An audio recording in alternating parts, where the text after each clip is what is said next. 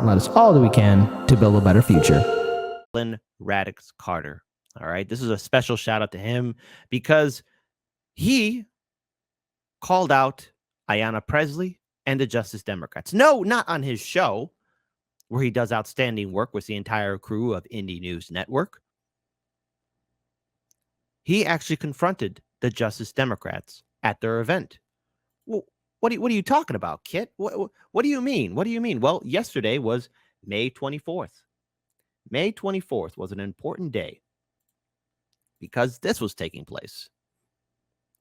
DC Friends, join Ayanna Pressley, AOC, Cori Bush, Ilhan Omar, Jamal Bowman, Rashida Tlaib, Working Families, Justice Democrats, and us for a special evening on May 24th to support the Squad Victory Fund and help build national progressive power. Look. See, you got the Squad Victory Fund, Just Us Democrats, Workers' Family Party. Now, the thing is, this was a pretty big event. Let's look at all the tickets there. I find this interesting because now that the event's over, join the Squad in Washington, D.C. Tickets. Squad, $25, sold out. Ally, $50, sold out. Oh, they didn't get anyone to pay $75 or $250 or $500 to be a supporter. So it's over now, but yeah, that's what they were going to be charging people for their victory fund. $500. I have to say, look, $50, $25. Again, that's pretty pricey, but I just want to applaud the people for not bleeding out $75 or $250 or $500. I think a round of applause. I demand that in the live stream chat. At least no one was lacking any kind of, well, self-awareness. I mean, at least people were not going to go that low. That's a better statement. At least no one's going to go that low by paying $500 for this special evening with the Squad. Isn't that hilarious? Look at this. $500. So, okay. Squad Victory Fund. Now, all of you are probably thinking, well, Kit, what's so significant about, this event and what Indie News Network did? I want to pull up this video here. Pay very close attention. You are going to hear a word salad. Colin's question is not answered, but I bet collectively the entire squad there took a one big giant dump because they didn't have some sycophant or vote blue no matter who supporter. They had Colin Radix Carter of Indie News Network in the house. So let's pull up this video. Shout out to Indie News Network. Please follow them on Twitter. Please be sure to follow their YouTube page as well. I know for 2 weeks they were recently suspended, which was unfair and unjust. So shout out to independent media. Let's go ahead and play this video.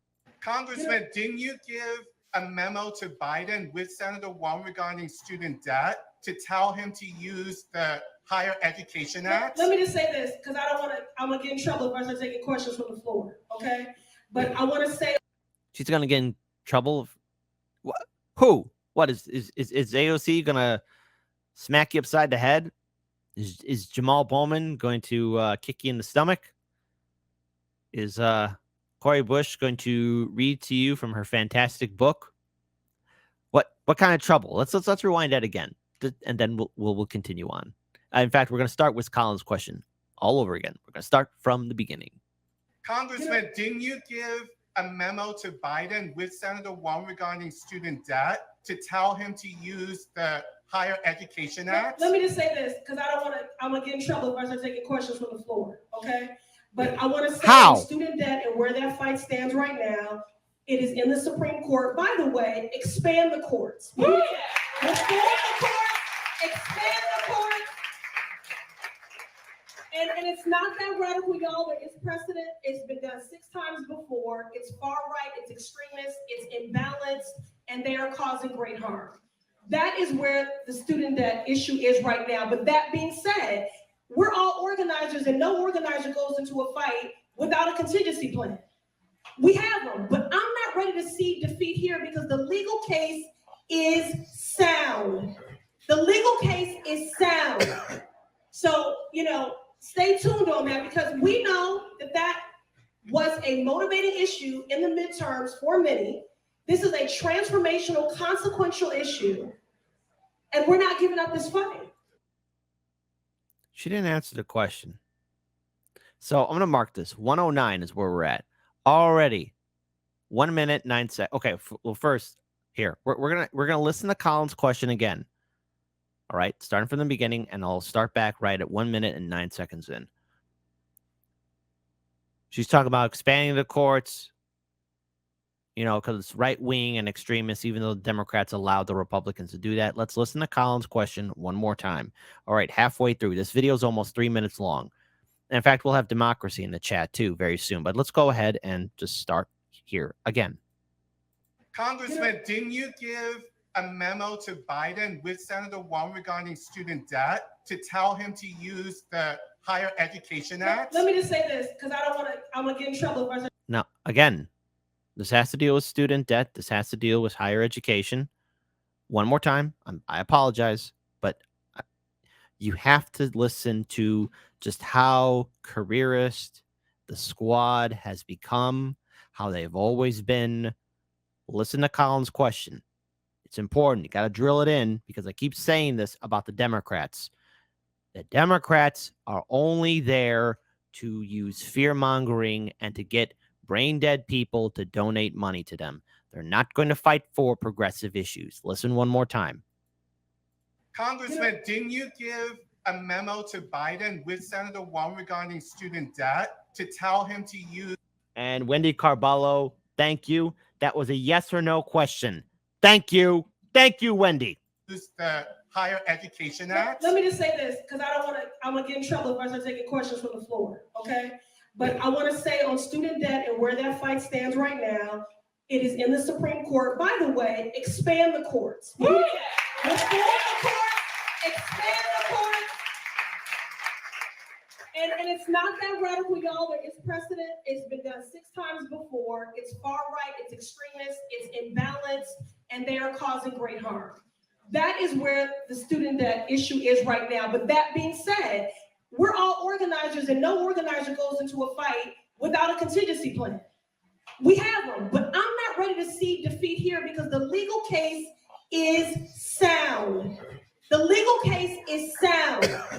So, stay tuned on that, because we know that that was a motivating issue in the midterms for many. This is a transformational, consequential issue, and we're not giving up this fight.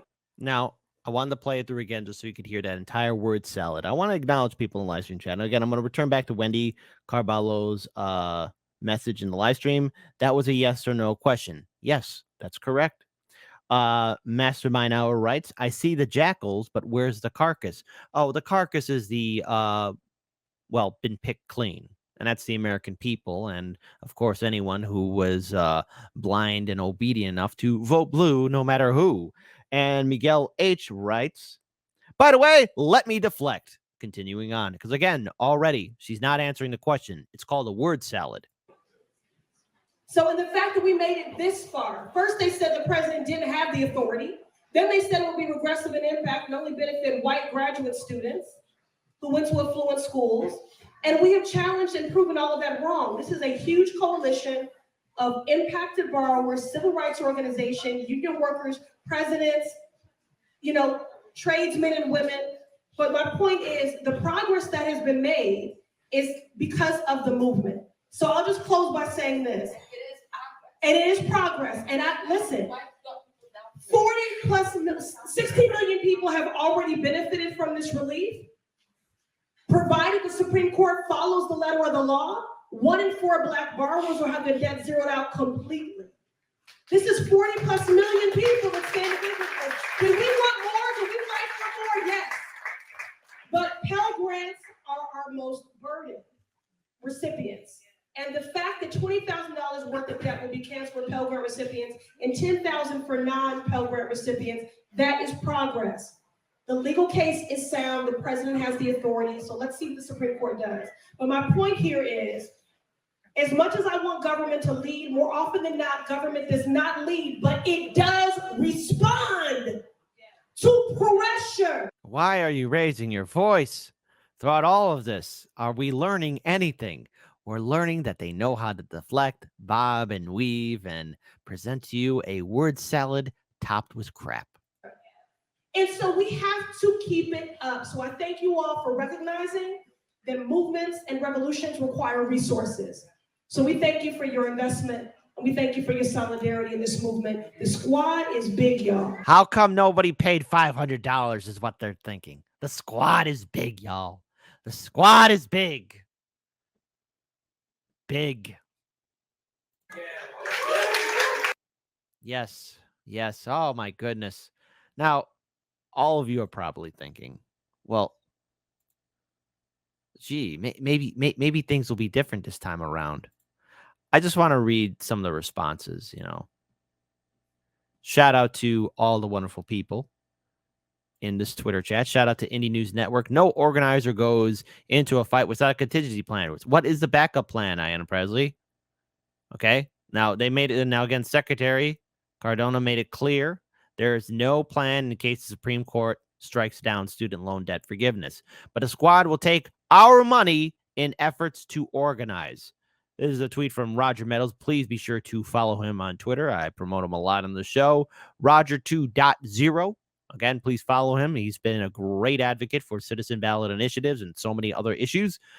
In other words, high schoolers don't bother applying to American colleges, universities, unless you have a full scholarship. Absolutely correct, Roger.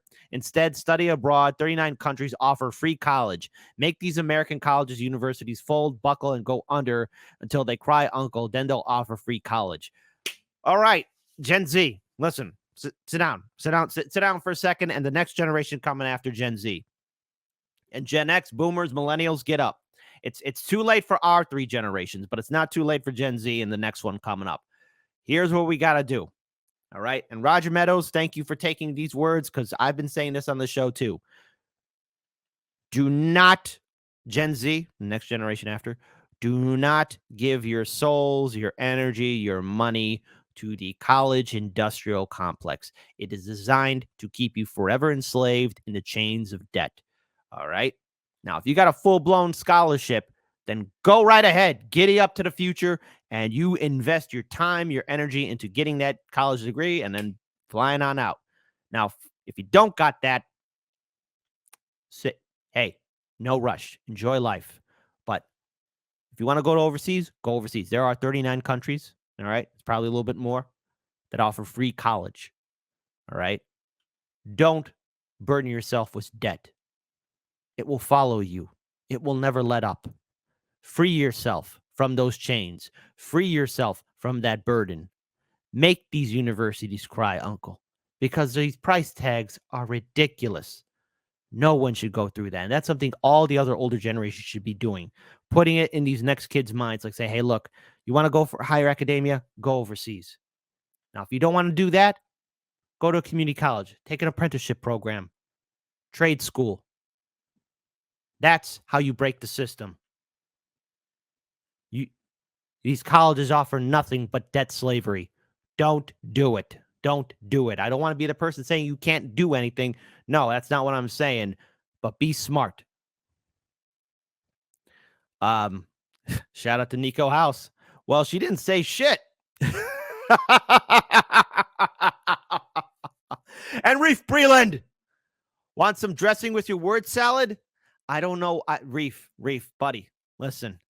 I don't want to know what's in that word salad. I don't want to know what the recipe is, because we get stuff like this. Shame! 2 House Democrats face backlash for voting to repeal student debt relief. Uh-oh. Squad. 2 Democrats broke ranks. Oh, no. But what's this too? House passes measure overturning Biden's student debt forgiveness program. House Republicans passed a resolution Wednesday to overturn President Biden's student debt relief plan that would give up to $20,000 in loan forgiveness to borrowers. It's almost like helping out the neoliberal Democrat named Joe Biden was one big waste of time. Bernie Sanders, the squad, Congressional Progressive Caucus. Don't worry, but according to them, Biden's exceeding expectations. And remember, Joe Biden is Bernie's good friend. That's his good friend, Bernie. Remember, Bernie, that's what you said about your good friend? He's your good friend, your good pal. For those who don't know, Joe Biden helped design and help create the student debt nightmare that we're in. Hell, he sided with the credit card corporations too. Just throwing it out there. In a 218 to 203 vote, Representative Bob Good, that's a weird name, succeeded in his measure to terminate the pandemic-era student loan payment pause and cancel the potential relief of 40 million borrowers. The Biden proposal, which is also currently at the mercy of conservative-leaning Supreme Court, is estimated to cost around $400 billion. But don't worry, we got, hey, listen, student debt forgiveness, we're not doing that. What, money for Ukraine? Puh, right on. Money printer go. The measure against the program, which the White House has threatened to veto, was brought under the Congressional Review Act, which allows Congress to suspend executive actions taken by the president. This move was only recently put on the table after Government Accountability Office said Biden's plan was subject to the act. While a victory for Republicans, it would be an uphill battle to get this measure through the Senate. Democrats hold majority in the upper chamber, though centrists, such as Joe Biden's good friend, Joe Manchin, have previously criticized Biden's student debt relief. If it did pass, the Congressional Budget Office recently said it would reduce the deficit by around $320 billion in over 10 years. This resolution is an unprecedented attempt to undercut our historic economic recovery and would deprive more than 40 million hardworking Americans of much-needed student debt relief, the administration said in a statement. But they're not going to do jack. So, what can we take from this? It's nice to see the squad give out their word salad. But here, I want to pull this again. And let's have democracy in the chat. With those two articles that I shared with you, is Colin's question being answered? Type 1 for, oh yeah. Ayanna Pressley gave a thorough, dedicated answer to Colin's question. And the squad's going to do the right thing. Type 2 for no. No, they're not going to do anything about student debt forgiveness. Even at the bare minimum, they're not going to do jack, kid. Why you keep asking that question? Congressman, didn't you give a memo to Biden with Senator Wong regarding student debt to tell him to use the Higher Education Act? Let me just say this. Okay. So, no.